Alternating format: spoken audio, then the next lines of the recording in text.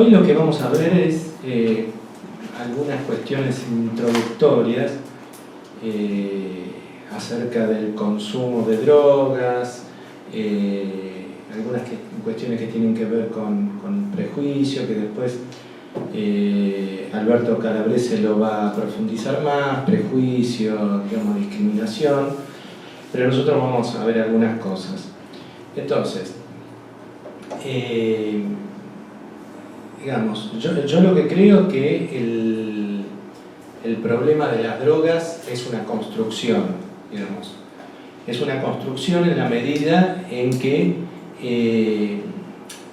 de la forma en que se le encara. Si no hubieran aparecido o no hubieran intervenido algunas cuestiones, el problema de las drogas no existiría hoy. Después vamos a ver lo que llamamos el problema de las drogas, ¿no? Algunos por ahí pueden interpretar que el problema de las drogas es lo que aparece hoy en los medios o lo que se de alguna manera trata de incorporar desde los medios, la sociedad, el discurso oficial, esto que había hablado Alberto Calabrese la semana pasada. Bueno, el siglo XX nos trajo una serie de contradicciones que es indudable que han revolucionado la forma en que se vivía hasta ese momento. De alguna manera la modernidad, que es donde, digamos, aparecen ciertos problemas y otros no tanto, ha favorecido a la humanidad con la llegada de la nueva tecnología, especialmente en medicina, y en alguna medida los nuevos fármacos han mejorado la calidad de vida de las personas. Por otro lado, hay una serie de cuestiones de impacto negativo que vamos a ver. Entre ellos, bueno, la tecnología lo que hizo fue impactar en la cuestión del trabajo, digamos, ¿no? Mayor tecnología, menor mano de obra necesaria, ¿no? Bueno, Baudelaire ya en los años 1800 decía que la modernidad estaba caracterizada por tres ideas fundamentales: lo efímero, lo veloz y lo contingente. Él decía que lo eterno e inmutable está ausente. Es decir, lo que es hoy no es lo mismo de lo que fue ayer, ni tampoco es lo mismo de lo que será mañana, ¿no? Es algo en constante cambio. Y esto de alguna manera es algo que cuesta adaptarse. Algunos lo hicieron de la manera que pudieron y otros... Sí. Y otros no lo hicieron y otros más o menos. Digamos que ya en esa época Baudelaire nos estaba hablando de lo que hoy estamos viviendo prácticamente, ¿no? La revolución, la evolución de la tecnología. Yo tengo un celular y sale uno nuevo y también lo quiero tener. Digamos, hay como un constante cambio a los cuales nos tenemos que adaptar. Bueno, aparecieron también los nuevos síntomas, que es entre ellos el uso problemático de sustancias, el juego patológico, la adicción a las nuevas tecnologías, estrés, bulimia, digamos, todo esto que hoy vemos, digamos, la violencia, lo que hoy vemos como algo cotidiano fue algo que empezó a aparecer con mayor fuerza en la modernidad. Y yo les decía que, a mi entender, el problema de las drogas es una construcción social. Y acá tengo algunas cuestiones de las que vamos a hablar, que a mi criterio, digamos, tienen influencia en esto del problema de las drogas. Bueno, una es que las plantas porque sabemos que existió el consumo siempre, desde que existe la humanidad hubo consumo de sustancias psicoactivas. Lo que sucedió en algún momento es que esas plantas se transformaron en químicos. Después lo vamos a ir viendo. La introducción en la cultura occidental, luego de esta transformación de los químicos, en la sociedad capitalista, es decir, se convirtieron en mercancías, las drogas. Apareció la prescripción médica, se utilizaron en las guerras. También otro punto que empeora todavía más la situación son las leyes contra la droga, contra la tenencia de las drogas, que lo que hace es declarar delincuente, considerar delincuente a la persona que consume. Esto lo que lleva es a mayor exclusión, estigmatización y exclusión. Otro de los puntos que hay que tener en cuenta es la asimilación del consumidor con el drogadicto, ¿no? Entonces, ahora fue como mutando, ahora uno es un adicto, cuando quiere agredir a alguien dice, pero antes sos un drogadicto, ¿no? También la asimilación, la diferenciación entre droga y medicamento, ¿no? Como si fueran dos cosas diferentes. Es más, yo en este momento, o en cualquier momento, digo que se imaginen a las drogas y enseguida aparece cocaína, marihuana, digamos esta, que son las prohibidas, cuando en realidad drogas son todas. Y es decir, que la droga es aquella que está prohibida, y medicamento es lo que no está prohibido, digo, para la sociedad. La asociación delincuente, pobreza y violencia también es algo que nosotros lo vemos cotidianamente, y lo que hace es aumentar todavía más esto de lo que yo digo que es el problema de las drogas. Otro de los puntos es el tema de la bioética. Todos sabemos que en los hospitales hay comités de bioética. Esto es en los hospitales públicos, en todos, y en la mayoría de los privados también. Los comités de bioética, ¿qué hacen? Se cayó un frasquito que no sabemos qué tiene. Los comités de bioética lo que hacen, están formados por profesionales de diferentes profesiones, psicólogos, médicos, también por representantes de la comunidad, en algunos está el cura, digamos que está, digamos, algo abierto con representación de la mayor cantidad de la comunidad, ¿no? De representantes de la comunidad. ¿Por qué? Porque no es solo un problema médico las cuestiones médicas que se desarrollan dentro de un hospital. Y por ejemplo, la mayoría de las veces de lo que se trata es de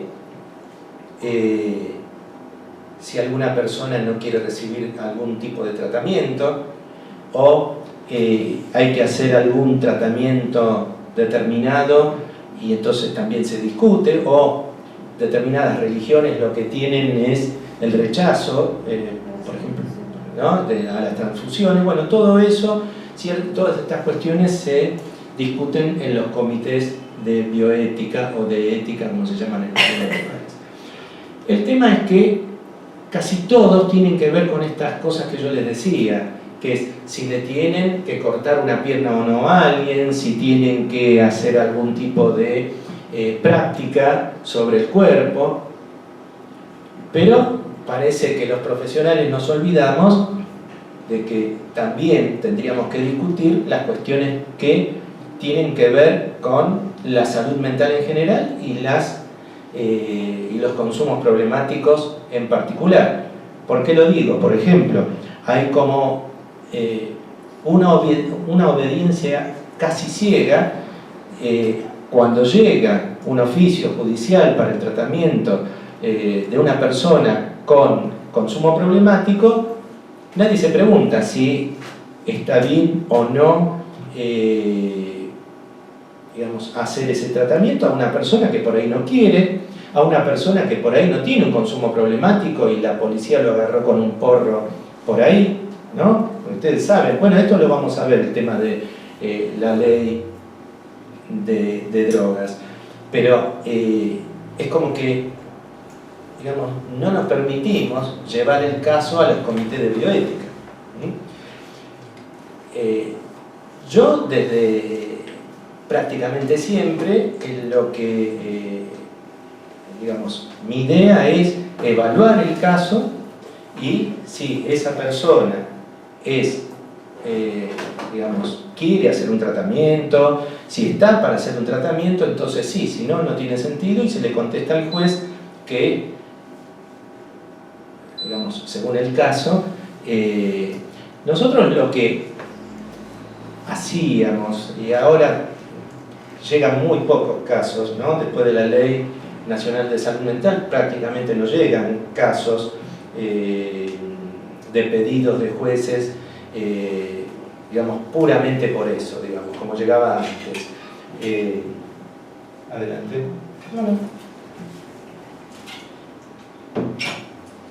Antes lo que llegaba mucho era alguna persona que lo habían, no sé, agarrado con una sustancia prohibida y entonces lo que hace, ustedes saben, la ley, digamos, en algún punto, en algún momento pregunta si quiere hacer un tratamiento o quiere seguir el proceso. Entonces, imagínense la mayoría, quiero hacer un tratamiento.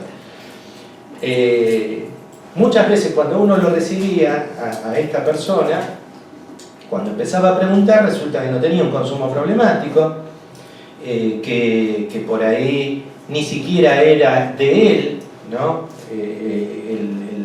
La sustancia que habían encontrado en el auto, pero digamos, las cosas iban a un grupo de amigos. Bueno, había diferentes casos en que un tratamiento no era necesario, y algunos ni siquiera querían. Uno le preguntaba y le decía, no, yo estoy bien así. Entonces, esos casos nosotros no informábamos al juez que por ahí no quería. Nosotros lo que hacíamos era hacer un informe cortito diciendo que no reúnen los criterios para ser incorporado a un tratamiento. ¿Cómo sería ahora? Que decías ahora con la ley de salud mental, no es así, no hay tanta llegada a este tipo de... Sí, justamente, no nos encontramos con estos, puede ser 1, 2, 3 por año, que por ahí está asociado a otra cosa, pero no al consumo como era antes. Ahora, nada, no llegan porque los jueces de alguna manera empezaron a respetar por ahí la ley de salud mental. Pensarla, incluirla dentro de su esquema de pensamiento. Sí. Ustedes saben que la ley de salud mental y la ley que están vigentes las dos. Para mí no está vigente la ley de drogas porque una ley, digamos, deroga la otra. Entonces, si nosotros consideramos que la ley dice que una persona tiene derecho a decidir sobre su tratamiento, digamos, lo que pasa es que es medio tramposo, porque le preguntan, ¿no? Le preguntan, ¿le vas preso o haces un tratamiento? Bueno, entonces... Y o sea que no existe más ese criterio de decir, no sé, yo madre de un joven, poner mayor de edad, que se drogue y no puedo recurrir a la ley diciendo que corre riesgo su vida. ¿Qué ley? O sea, o la justicia, perdón. Sí, es decir, al juez. No. ¿No puede solicitar a un juez? No. Una madre que tiene un chico, no importa, pues yo digo por ahí. que está en riesgo, que considera que está en riesgo, va a tener que ir a un hospital y ese hospital es el que tiene que evaluar con un equipo interdisciplinario si está en riesgo o no y qué tratamiento hace. No sé si...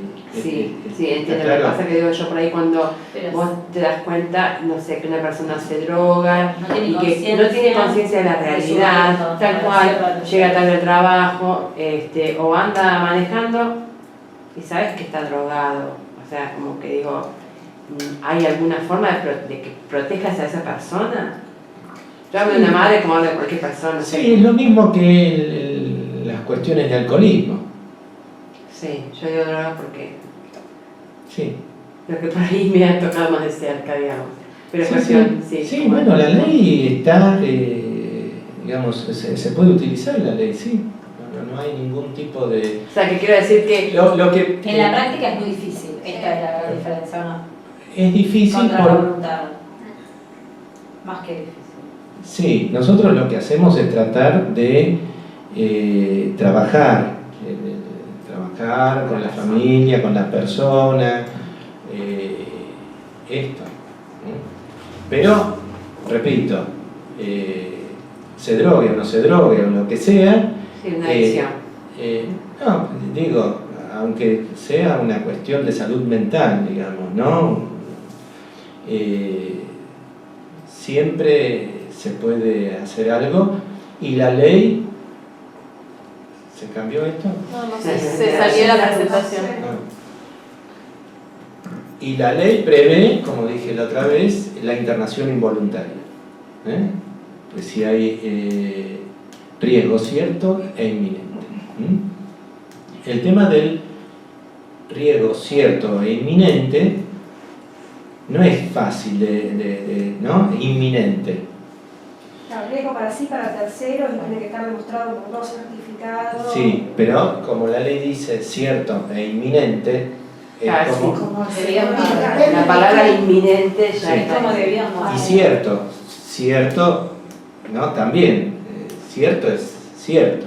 No es... Como si el equipo de salud tuviera que probar no solamente una ideación suicida, sino también el planeamiento del sujeto, sí, por ejemplo. pero digamos, en ese punto yo lo que creo, ¿no? Porque algunos que hablan en contra de la ley dicen, no, entonces yo no interno a nadie porque después si yo lo interno y después no era un cierto, ¿cómo sé yo si es cierto e inminente? Eso no puede ser. Lo que hay que hacer ante la duda es internar. Se evalúa y si hay, digamos, bastantes indicios de que está en riesgo, esto de cierto inminente, digamos, de bastante riesgo, lo que hacemos es internarlo, porque la ley lo que hace es, digamos, incluir que nosotros internamos a alguien, el equipo, y dentro de las 10 horas uno tiene que notificar al órgano de revisión y al juez. Y el órgano de revisión y el juez, si no está bien internado, si quieren evaluarlo, tendrá la posibilidad de externarlo rápidamente. Digamos, no era como sucedía antes o como sucede ahora muchas veces, justamente con las personas con consumo problemático, que se lo interna y se acabó. Y no, eso está fuera de la ley. Muchas instituciones internan, no notifican ni al órgano de revisión ni al juez, y la persona sigue internada ahí, vaya a saber por cuánto tiempo. Digamos que nosotros tenemos los mecanismos y ante la duda, la verdad es actuar, porque después rápidamente esto se decide. Digamos, nosotros avisamos al órgano de revisión y al juez. El juez nos pedirá los diferentes elementos. Tenemos, además, como les dije, se los dije acá en esta clase, la ley de salud mental también lo que prevé es un abogado para cada persona que es internada en contra de su voluntad, con lo cual tiene todos los derechos vigentes, y si no debe estar internado, no estará internado.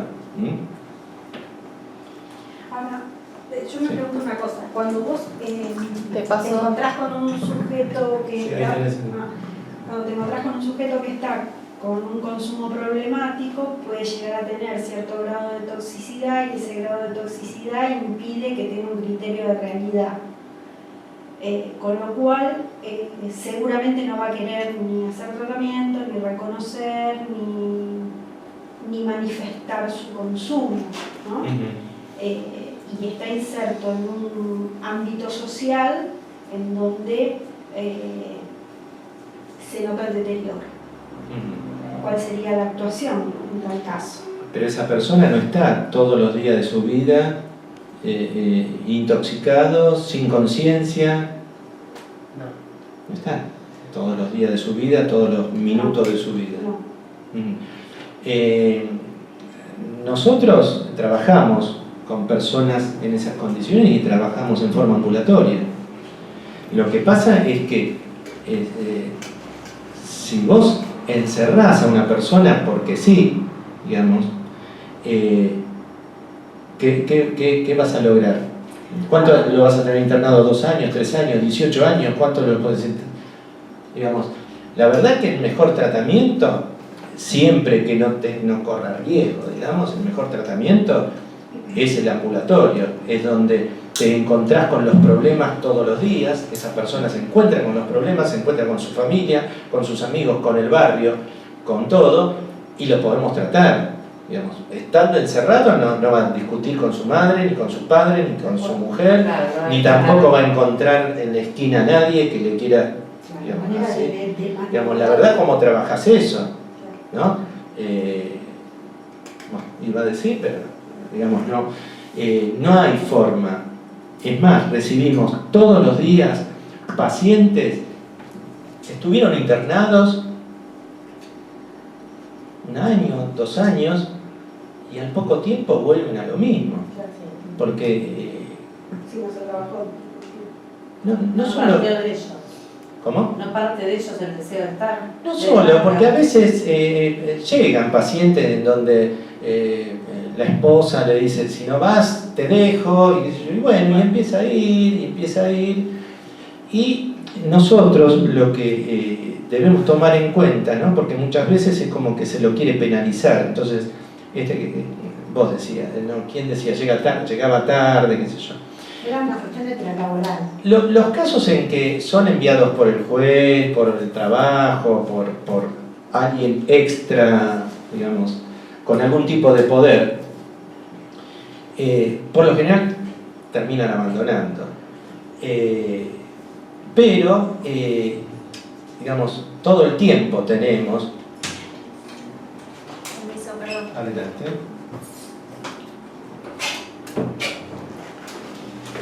Pacientes que faltan, llegan tarde, no participan de los tratamientos, pero la pregunta que hay que hacerse siempre es ¿por qué viene? ¿No? Porque siempre aparece algo. Bueno, a este le damos el alta, lo derivamos. Si viene, si está concurriendo mal, bien, más o menos siempre vamos a tener la posibilidad de hacer algo por ese paciente. Esto es fundamental. Por eso nosotros a través de los años fuimos cambiando bastante esto. Allá por el año 89, cuando empezamos a trabajar en el hospital con esta problemática, por ahí lo único que teníamos al alcance era todo lo que se veía, digamos, en ese momento que se debía hacer en un tratamiento. ¿Qué era? Que todavía hoy existe eso. No puede consumir, porque si consume no puede hacer un tratamiento. Digamos, se tiene que curar antes de entrar, ¿no? Entonces, la persona que no tenía familia no la atendíamos, porque tenía que tener un apoyo familiar. Hoy lo que vemos, muchas veces trabajamos para que se independice de esa familia, que la verdad que es mejor que puede ser sí lo mejor perderla que encontrarla, ¿no? No, digamos, toda una serie de cosas, que eso no es un tratamiento. Yo siempre digo... Paradigma que uno creía que... ¿Cómo? Que en ese momento era el paradigma que estaba y que uno creía que era así. De alguna Sí, manera. y todavía siguen Digamos, creyendo que es así, claro. muchos. Sí, muchos sí. Sí, Yo trabajo en Avellaneda, trabajo en que se llama el IMPACT, Instituto Municipal de Prevención y Atención de las Adicciones, y nosotros con los años fuimos cambiando de nombre y cambiando también nuestra manera de abordaje. En los años 90 fuertemente trabajamos desde este lugar, digamos, más de línea prohibicionista, ¿no? Donde bueno, había que se le prohibía un montón de cosas al paciente y era condición que el paciente dejara de consumir antes para iniciar tratamiento, ¿no? Y si no había una familia continente, era un criterio de internación. Y el riesgo social era un criterio de internación. Sí. Bueno, hoy no es así, no trabajamos desde ese lugar, ¿no? Sí, totalmente de acuerdo. Pero digamos, nosotros, el problema que tenemos en la institución es la cantidad de pacientes judiciales que tenemos, que nos llegan a través de los juzgados de familia de Avellaneda, solicitando, con medidas precautorias, solicitando que el equipo evalúe y determine un tratamiento, ¿no? Y digamos, bueno, en los casos donde nosotros terminamos en un centro de saneamiento de adicciones, en los casos, bueno, de pacientes que están descompensados psiquiátricamente, digamos, es como muy claro cuál es el criterio de riesgo para sí para terceros. El tema que con adicciones no es tan claro, ¿sí? Y digamos, la familia, y a veces hay gravedad en la situación, pero el paciente no se presenta intoxicado, es un paciente coherente, está ubicado en tiempo de espacio, no hay, digamos, sintomatología psicótica, con lo cual, bueno, no podemos pensar en una internación involuntaria, ¿no? Aunque no diga sintomatología psicótica, te digo que nosotros, la mayoría de los pacientes hoy tienen sintomatología psicótica en el hospital. Y sí, es como trabajar, digamos, hay que estar... Es lo mismo, digo, también que esté compensado que descompensado. Sí, claro. ¿No? Pero a veces nosotros como en el hospital tenemos guardia las 24 horas, uno llega al otro día y se enteró que el paciente había ingresado a la guardia, estuvo toda la noche y punto, y después sigue su tratamiento ambulatorio. Esto del encierro por el encierro no funciona. La llegada a la guardia también se trabaja en lo cotidiano, digo, que tengan como lugar a recurrir que tengan un lugar a donde recurrir cuando están mal, cuando lo necesitan. Digo, esto también se trabaja en lo cotidiano. En lo cotidiano. En lo cotidiano, la terapia que se haga de hospital de día o como sea el Mira, tratamiento, ¿no? esto de estar en un hospital general es fantástico. ¿Por qué? Porque tenés médicos de todas las especialidades, tenés profesiones de todas, digamos, tenés kinesiólogo, laboratorio, médico clínico, odontólogo, no sé, todo, tenés guardia las 24 horas, de salud mental y médico. Los pacientes circulan por el hospital y esto lo van sabiendo, porque a veces uno dice, bueno, me siento mal, y bueno, va a la guardia durante el tratamiento. Digamos que tenemos la posibilidad de hacer chequeos, tenemos, no sé, un montón de veces al odontólogo. Digamos que es un tratamiento de alguna manera, una protección integral, ¿no? Y sábado, domingo y de noche saben que tienen la guardia para ir. Y si bien, por lo general, en Buenos Aires las guardias no dependen del servicio de salud mental, hay relación y muchos de los que están haciendo hoy guardias han pasado, han rotado por algún sector de salud mental, adicción, en la sala. Tenemos la sala de internación también, consultorios externos. Digamos que no es lo mismo que trabajar en una institución en forma aislada. Entonces, el paciente circula por el Y hospital. trabajar en provincia de Buenos Aires.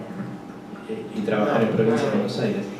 No, la otra vez me invitaron a dar una charla en el Hospital San Martín de la Plata. Y la verdad, me sorprendí, digamos. Sala de internación, consultorios externos, hospital de día.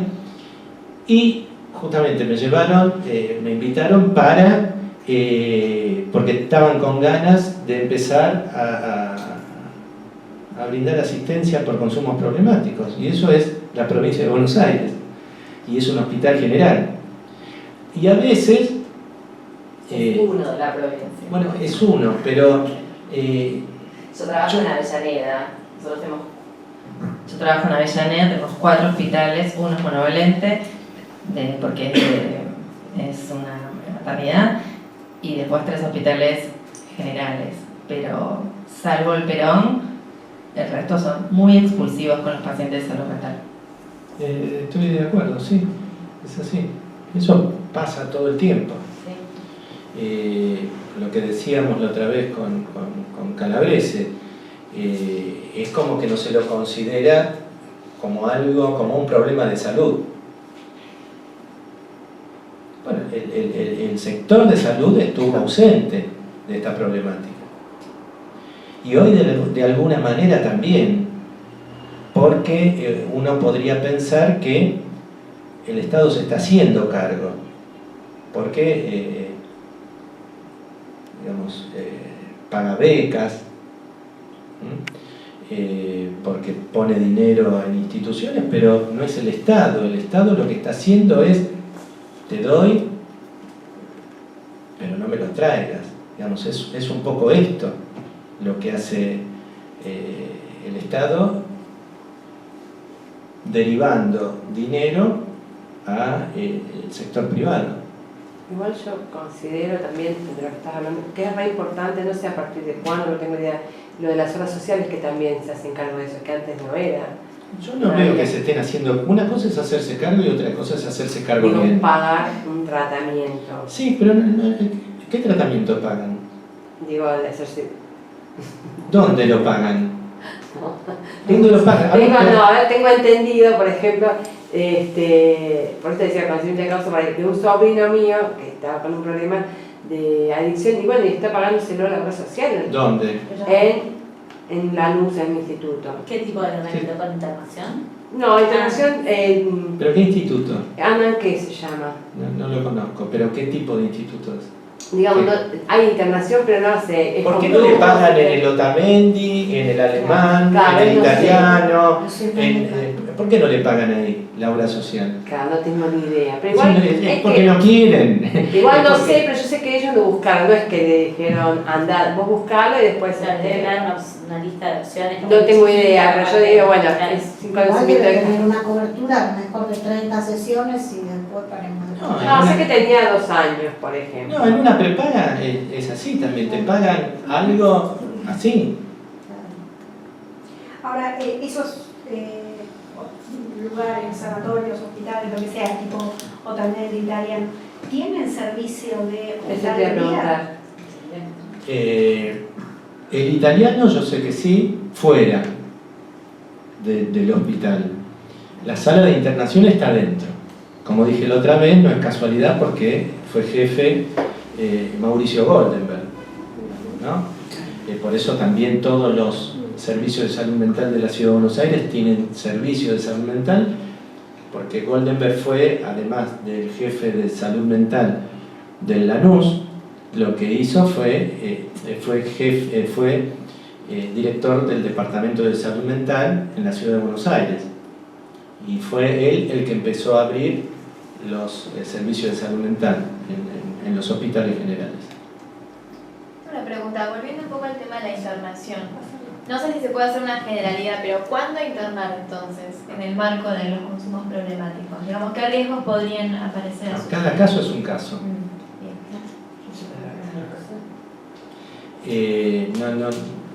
No se puede generalizar, no se puede dar un punto ni nada. Es estar con ese paciente que conoces. Primero, cuando no lo conoces, vas trabajando, imagínense que muchas veces son personas que no hicieron un tratamiento nunca y hace un año o dos que están así como ustedes lo ven. La internación rápida no funciona. Es más, hace 30 años que estamos trabajando en el Hospital Álvarez y las internaciones fueron mínimas. Y no recibimos pacientes que me fumo un porro y quiero... Digamos que, y en los últimos años lo que ha aparecido mucho también fue justamente, además, psicosis, depresiones con consumo, digamos que no son pacientes leves. Así que eso de la internación hay que verlo. Sí, lo que te puedo decir, si la podemos considerar internación, es que muchas veces a lo que recurrimos es a la internación de 4 o 5 días para desintoxicación. Bueno, claro. Eso sí, pero no es una internación ni de un mes, ni de 2 meses. Sí tenemos pacientes internados que la verdad que entran por salud mental a la sala de internación, que sí están internados y por ahí sí están 1 mes o 2 meses, y ellos lo que hacen es, mientras están internados, vienen y hacen el tratamiento también en adicciones.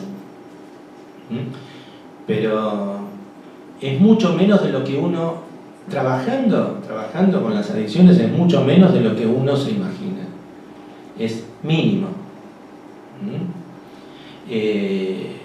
Y bueno, y cuando uno tiene un equipo interdisciplinario, tenés el trabajador social, tenés musicoterapeuta, tenés psicólogo, psiquiatra, terapista ocupacional, quisiéramos tener enfermeros y en la sala de internación hay, pero en el equipo no, es importantísimo porque discutimos eso, lo discutimos todas las semanas en las reuniones de equipo y a veces aparece y habría que internarlo, y dónde, y cómo, y seguimos hablando un poco y resulta que no había que internarlo. Hay como una tendencia por esta cosa de querer de proteger, a veces de tirar la cuestión de la internación, pero la mayoría de las veces no internamos. La mayoría, no sé, en el 90% de los casos, 95% no. Todavía está muy instalado en las familias de que la solución es la internación. Entonces, vienen a pedir, salen urgencias de la familia de internarlos. No, también en la persona, en el paciente. Muchas veces uno en la entrevista uno escucha que le dicen: quiero dejar de consumir, me quiero internar. O la familia, mi hijo o mi marido se quiere internar, no quiere porque tiene problemas con las drogas. Bueno, y bueno, llegamos al punto de los tratamientos actuales de lo que estamos hablando, así que lo pasamos, digamos. Ese es un problema también. El tipo de tratamiento, los tratamientos existentes hoy que dispone la gente para acceder a un tratamiento por consumo de sustancias. Prácticamente es inexistente en el sistema de salud. La mayoría no tienen profesionales. La mayoría es atendido por ex adictos. Le llaman ex adictos, pero un adicto es adicto para siempre. No sé cómo es esta.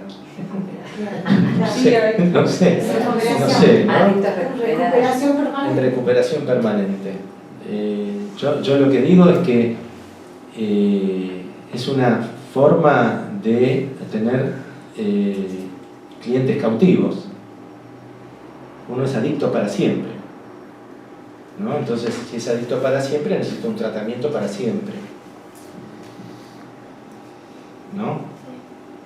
Entonces, yo no estoy para nada de acuerdo en esto de que uno es adicto para siempre. Y yo siempre digo que porque además lo que pensamos es en la cuestión de las sustancias prohibidas. ¿no? Y yo digo, yo me curé de la adicción. Yo hasta hace 20 años fumaba. Y eso también puede ser una adicción, digamos, ¿no? O no, ¿no? Porque a lo que tenemos que tender es al consumo problemático. Esto, ¿no? Entonces, claro, si una persona hace 20 años que no consume nada y consume algo una vez, listo. Es como complicado, ¿no? Por eso siempre digo, el vino, el café, el té, el mate, no sé, y los medicamentos también, los medicamentos que se venden en la farmacia también. Pero eso uno no lo considera como que es un adicto si lo consume. En cambio, la cocaína, la marihuana, las drogas prohibidas, sí. ¿Alguna? Bueno, y esto que yo les hablaba recién está, digamos, lo que tenemos que tener en cuenta es cómo se construye y qué categorías intervienen en la exclusión de las personas con consumo problemático, ¿no? Entonces, yo anoté 4, hay más: las representaciones sociales, el prejuicio, el estereotipo y el estigma, que da como resultado la exclusión. ¿Qué son las representaciones sociales? Las representaciones sociales participan de la construcción social de la realidad. Permiten analizar cómo un grupo social ve, interpreta y da sentido a una determinada realidad. En nuestra sociedad sería el equivalente a los mitos y creencias de las sociedades primitivas. Es decir, un grupo, una sociedad se pone de acuerdo en que esto es blanco y es blanco. Son también muy resistentes, digamos, al cambio. Es decir, nosotros como sociedad nos pusimos de acuerdo que los que consumen sustancias prohibidas son delincuentes, violentos y un montón de cosas más. Y esto es así. Digamos que esto no tiene que ver con la realidad, tiene que ver con la idea que nosotros nos hacemos y esto que decía recién, nos ponemos de acuerdo que esto es así, es así. Los medios de comunicación ayudan bastante a la construcción de la realidad. El prejuicio también. Allport lo define como pensar mal de una persona sin motivos suficientes.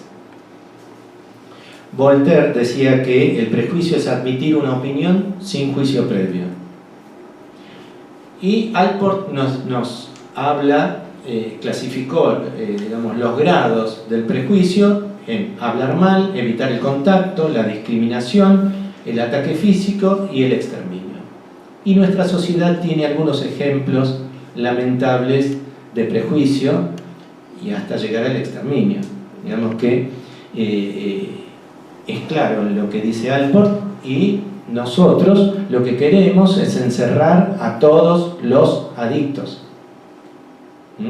Porque además cuando yo lo veo, inclusive muchas veces en las redes sociales, ¿no?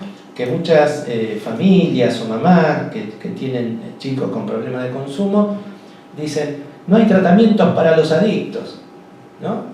Una cosa como, ¿no? Y escucha hablar a los políticos y también, no, porque los adictos tienen esta característica, ¿no? Es como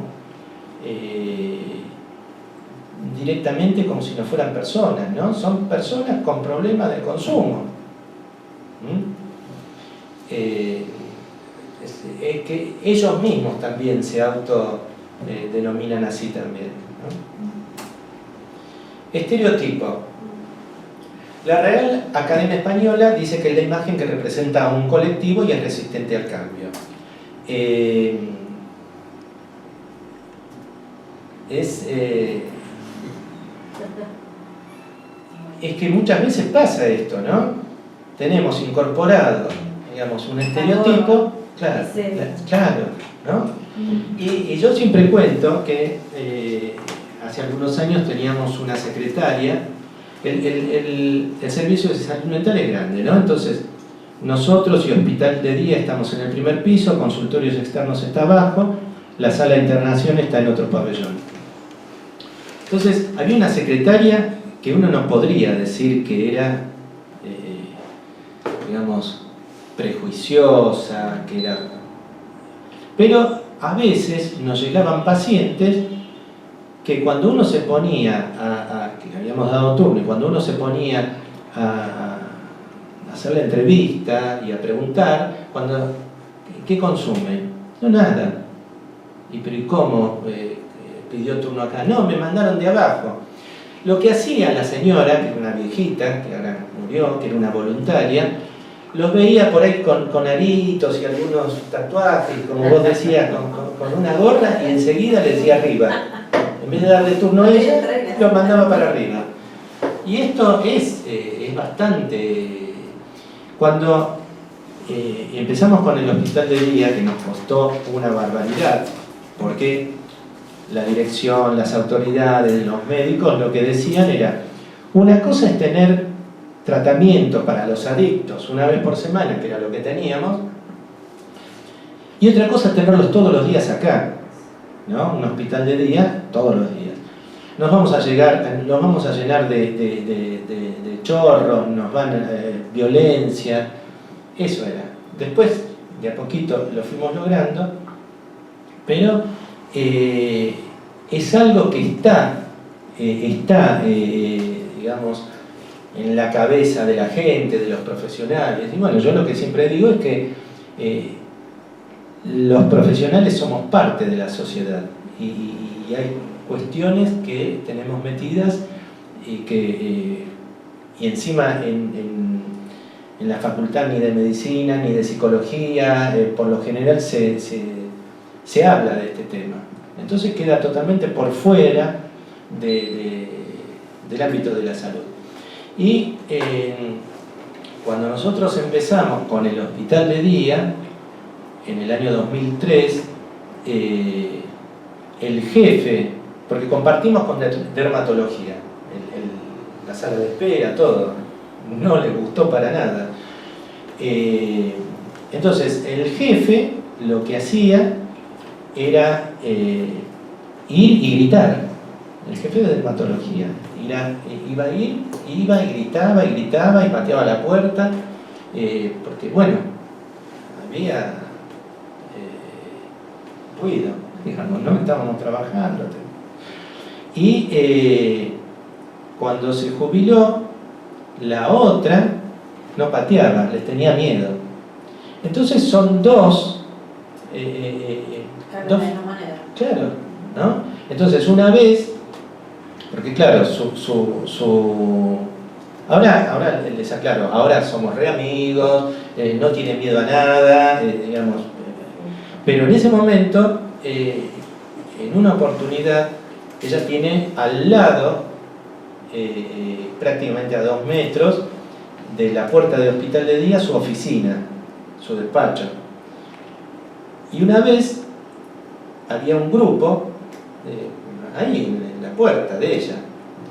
Y entonces viene, golpea y dice, por favor, ¿le pueden decir que quiero pasar? Ellos escucharon y dijo, pase, doctora. Digamos que el rechazo puede venir tanto de la agresión como...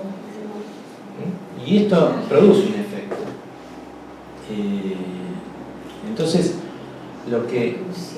¿Cómo? La exclusión de lo diferente. Sí, claro, es así, pero además tenemos, digamos, todo el tiempo nos están metiendo esto en la cabeza. En los medios, bueno, lo que decía la otra vez, aparece la policía que encontró, no sé, 100 kilos de cocaína y te aparece Cedronar abajo, ¿no? En los noticieros, ¿no? En lugar de que aparezca 911, qué sé yo, es otra cosa. Entonces hay una asociación que hacen los medios del delito con el consumo. El estigma, que es cualquier característica, rasgo o trastorno que etiquete a una persona como diferente respecto de uno normal. El estigma en la antigua Grecia era la marca que le hacían a los delincuentes para mostrarle a la sociedad de que esa era una persona, una mala persona, digamos, un delincuente. Eso era el estigma. Sería como una etiqueta. Y el discurso de los medios, algo que les decía yo recién. Acá aparece: lo asaltaron y antes de escapar le pegaron 6 tiros, es el titular, y después, bueno, describe cómo fue el hecho, y después dice: tampoco parecía que hubiesen consumido alguna droga, contó la suegra. Digamos que si pareció, lo dice, y si no pareció, también lo decimos, ¿no? Digamos, no parecía, ¿no? Como que le extrañaba que alguien pudiera robar sin que pareciera drogado, ¿no? Después también, esto, asesinan a un estudiante para robarle una mochila y un par de zapatillas, bueno, también describen cómo fue, y alguien al que le preguntan dice: hechos como este tienen que ver con la droga. Esto fue un gobernador dijo: hechos como este. ¿Y cómo lo sabe? No habían encontrado ni a los ladrones, a los asesinos. ¿Cómo sabe que tiene que ver con la droga? Pero bueno, es también una forma que tiene el Estado de desresponsabilizarse, digamos, ¿no? Los hechos de inseguridad todos tienen que ver con la droga. Después también en una carta de lectores, esto no es en la próxima, la carta de lectores, para robarle, apuñalan a un canillita a 3 cuadras del Obelisco, también estaba muy zarpado, drogado, le ponen el pibe. Digamos que ustedes ven, y pueden verlo todos los días, tanto en la radio, en la televisión, en todos los medios, que siempre se asocia de una u otra manera al consumo. Y esto es decir, la carta de lectores, y dice: sería mejor que se unieran para tratar la inseguridad que mata a tanta gente honesta y trabajadora, y los delincuentes producto de la vagancia, la droga y la falta de cultura. Ahí metió la cultura también, digamos que faltaba decir los pobres, ¿no? Y después, en el mismo diario aparece que solo el 10% de los hechos de violencia correspondieron a causas vinculadas con las drogas. Bueno, yo les quería hablar un poquito del recorrido histórico acerca del consumo. Bueno, como dije antes, existió desde el mismo comienzo de la humanidad. Digamos, el consumo más bien estaba asociado a prácticas culturales, religiosas, de trabajo. Bueno, conocen los yamanes, ¿no? Los griegos realizaban simposios también y utilizaban vinos. Simposios eran reuniones donde se juntaban senadores, políticos, sacerdotes, filósofos a discutir acerca de algún tema y utilizaban vino.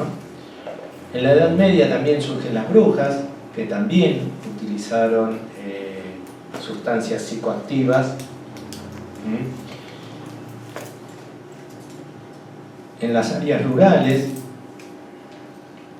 la coca en el altiplano, el cratón, bueno, hay diferentes tipos de sustancias, de plantas.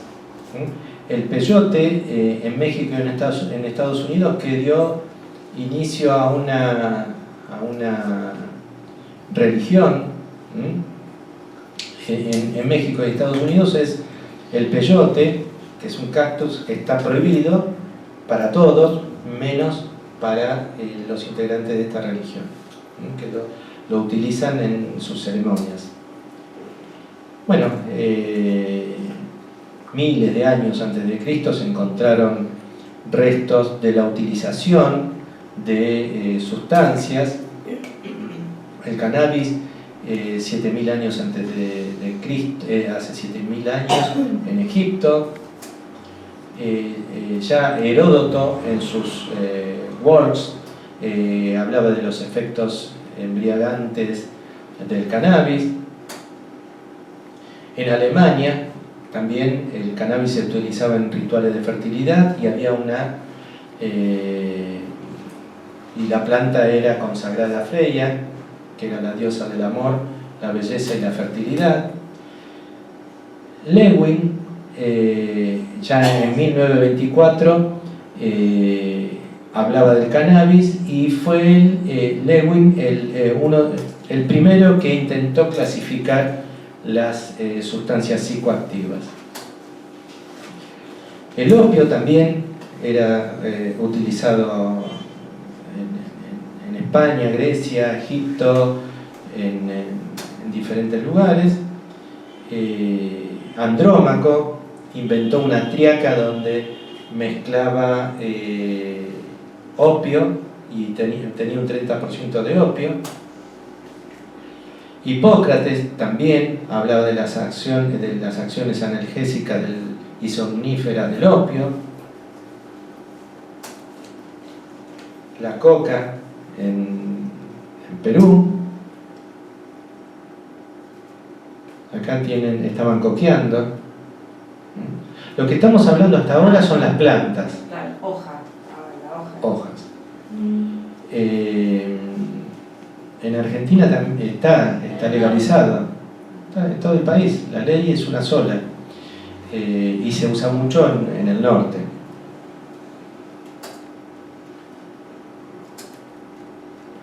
Bueno, esto hasta el siglo XIX, donde las plantas se convirtieron en drogas, entran al capitalismo y se convierten en mercancía. En 1860, Niemann aisló el alcaloide de la cocaína. Así se vendía en las farmacias. Después Angelo Mariani, mezcla vino con cocaína y hace una bebida que fue muy, pero muy famosa en toda Europa y hasta se exportó a Estados Unidos. Lo probaron políticos, reyes, presidentes. Este era un afiche publicitario.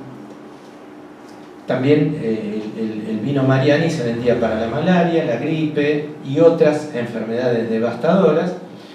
Aquí hay un afiche, fíjense, antes, durante y después, ¿no?, de haber tomado vino Mariani. Este es otra publicidad del vino Mariani. Mariani se llevó la fórmula a la tumba. No, jamás, como Coca-Cola más o menos, pero se murió. Bueno, estas eran las personalidades que tomaban vino Mariani, algunas. El Papa León XIII también, hasta está chocho el Papa ahí, hasta le dio una medalla a Mariani y prestó su imagen para la etiqueta del vino.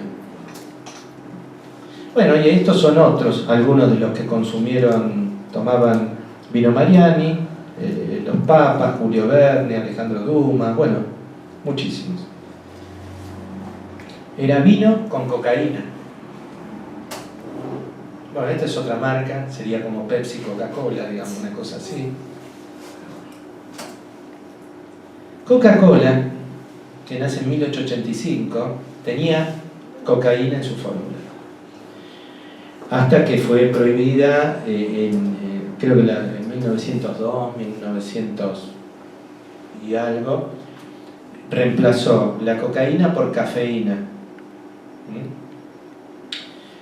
Y Pemberton, que era el químico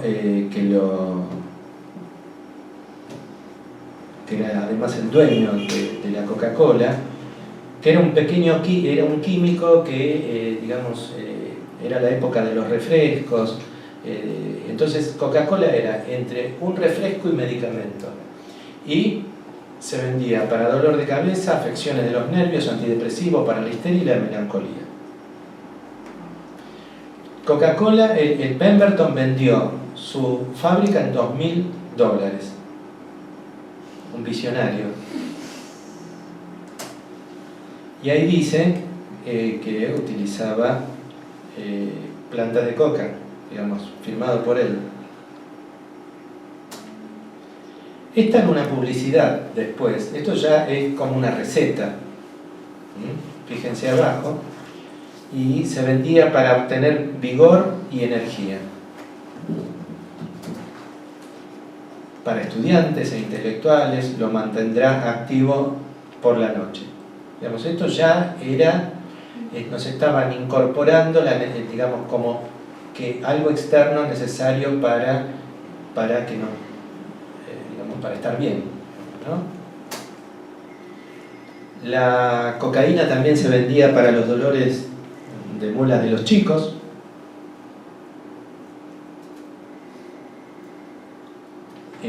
Perfume, también, cocaína en flor. Era un perfume famoso, español. Ahí dice, loción, colonia, de irresistible seducción. Y a la derecha, moderno perfume para la vida moderna. A la izquierda, fíjense, se aspira con deleite, cada emanación descubre nuevas y placenteras sensaciones. Y a la derecha dice que no contiene drogas. ¿Y esto en qué año era? Perdón. 1800. No, 1900, pasado 1900, sí. Bueno, esto ya lo vimos. Era el mismo laboratorio que vendía cocaína y cannabis, ¿no? Ahí dice Nueva York y Chicago. El laboratorio Merck, que fue el principal productor de cocaína del mundo. ¿Vieron cómo se le dice a la cocaína? La merca. De aquí viene.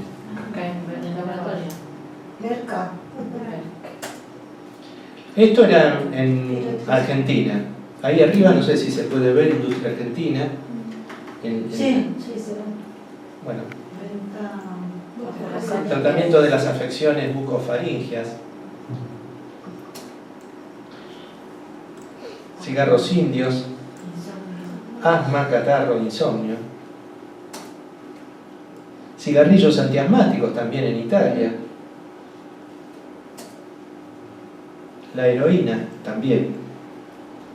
Ahí dice, los problemas desaparecerán con glicoheroína Smith. Digamos, muchas de las sustancias que hoy están prohibidas fueron medicamentos recetados y libres en algún momento también. Pero si es de Bayer es buena. Esto es heroína Bayer. Y también, fíjense, jarabe Bayer de heroína para la tos fuerte. Y a la derecha está la publicidad, no, pero acá se ve mejor, aspirina, heroína, digamos, todo un combo. Esto es en Nueva York. El opio también. Y se vendía, decía en su prospecto, dolores de la dentición infantil y en general, y para impedir que los niños griten fuerte. También una mezcla de alcohol y opio. Entonces uno se pregunta si se desconocían los efectos, las propiedades adictivas de esto. Y ya Galeno advertía del peligro de la sobredosis de opio. Lewin también, cuando clasificó las sustancias, también dijo que se había convertido en una grave amenaza para las naciones. el opio.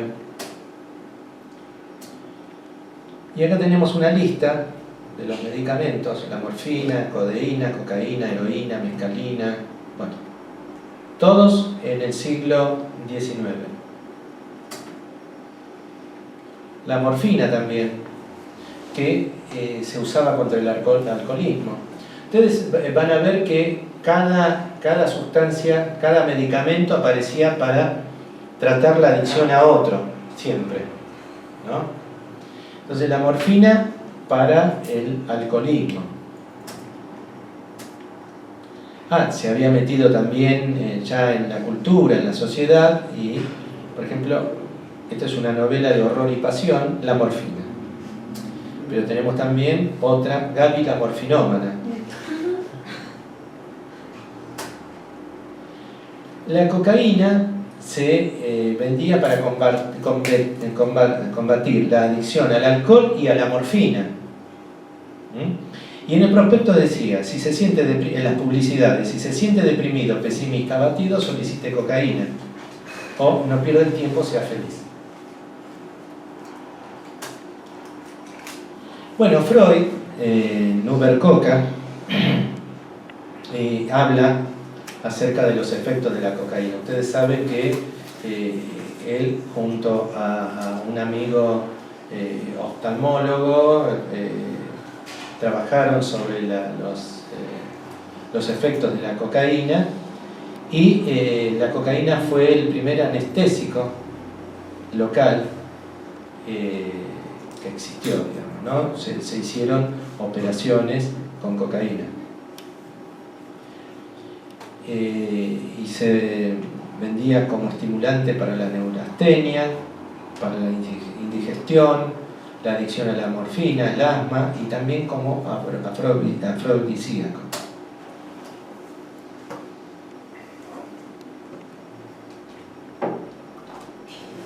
A esto, Erlenmeyer, a los trabajos de Freud, lo que dijo que es el tercer azote de la humanidad, junto al alcohol y los opiáceos.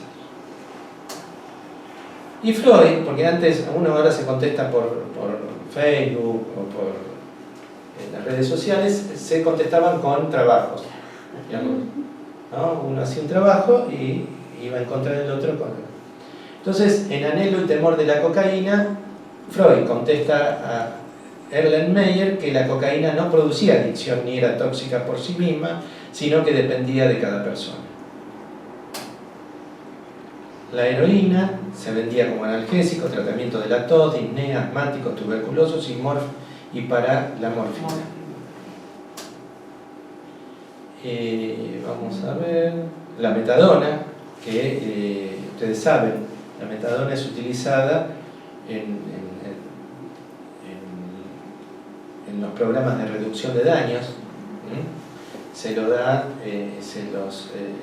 da en reemplazo de la heroína.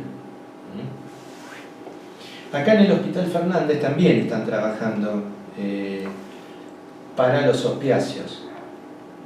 No hay heroína, pero sí están tratando pacientes con adicción a ciertos medicamentos opiáceos, y están funcionando bastante bien.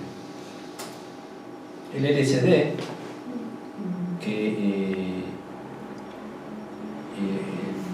en 1943 Hoffman, que murió hace poco, 8 o 9 años, murió a los 104 años Hoffman, trabajaba en el laboratorio Sandoz, que también existe, y bueno, y un día se le ocurrió probar y empezó a ver las cosas diferentes. Él fue al laboratorio diciendo que había encontrado ciertos efectos a ese medicamento, y quisieron utilizarlo para el tratamiento de la esquizofrenia. No funcionó. La marihuana también, el laboratorio Lilly, efedrina. Esto que les mostré recién, lo que nos muestra es todo un proceso, ¿no? Un un proceso que va de lo natural, que no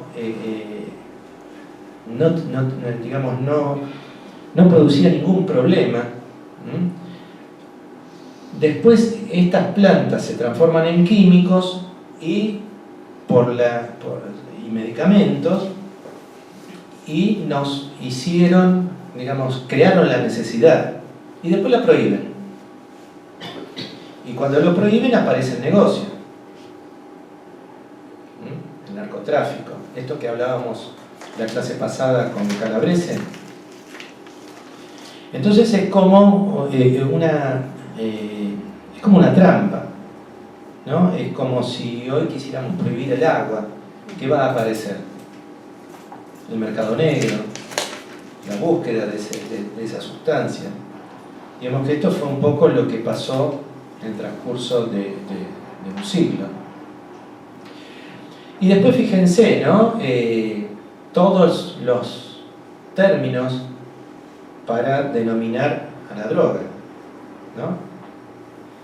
Droga, fármaco, narcótico, medicamento, estupefaciente, tóxico, bueno, y podemos seguir. Esto lo que quiere decir que es un tema en el que no nos ponemos de acuerdo, ¿no? Que hay, lo que sí, seguramente uno, como dije antes, dice droga y enseguida nos viene a la mente la cocaína, pasta base. Bueno, tanto es así que Cameron y Kramer dicen que droga es aquella sustancia que en el contexto dado es conocida mayoritariamente como tal. Y Funes, peor todavía, dice que droga es aquello que consideramos droga.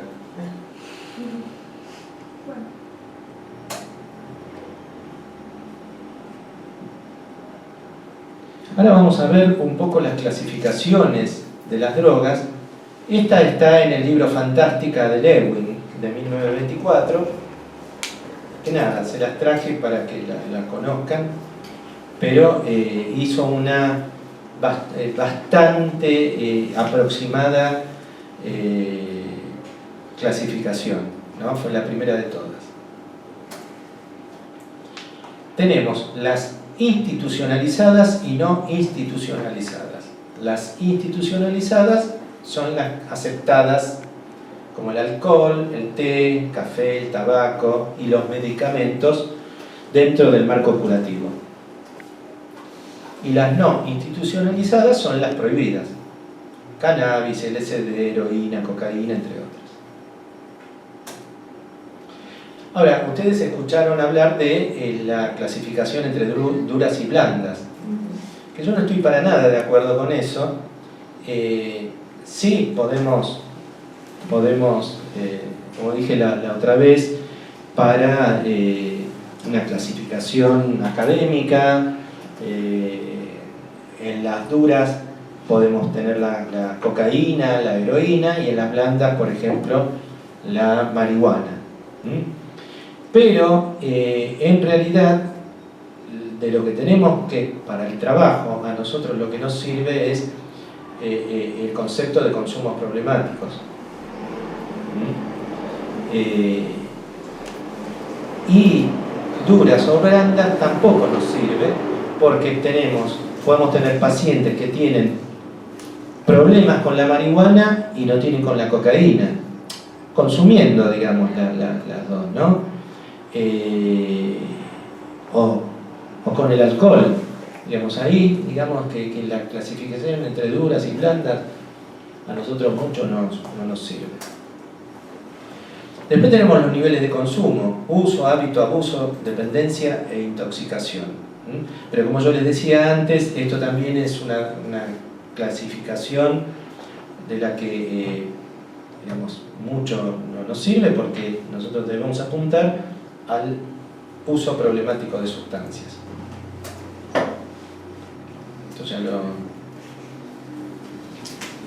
Después tenemos, fíjense, narcótico. ¿Vieron la policía antinarcóticos o en los medios que dicen? Y la verdad que no son todas narcóticas.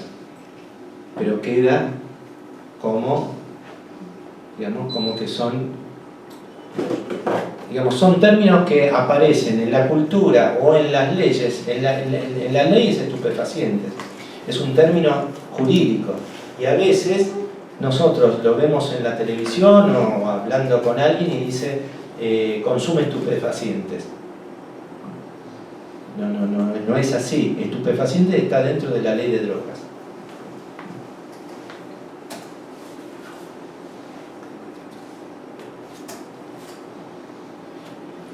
¿Qué es droga para la OMS?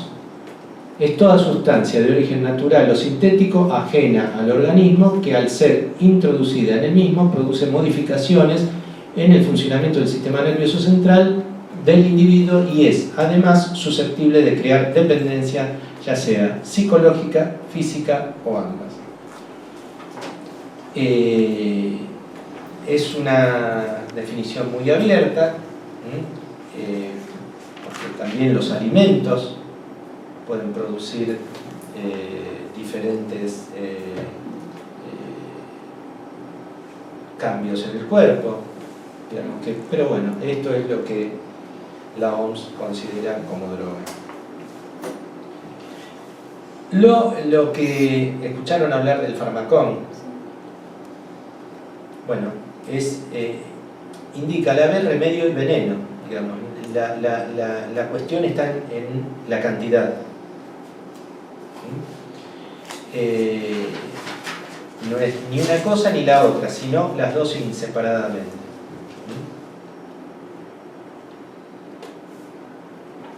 Esto lo describe muy bien Escotado en el libro Historia de las Drogas, que él dice que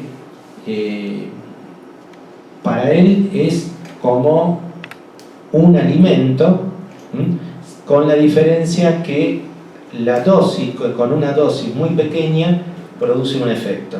En cambio, hay otras sustancias que necesitan mucho más para producir un efecto.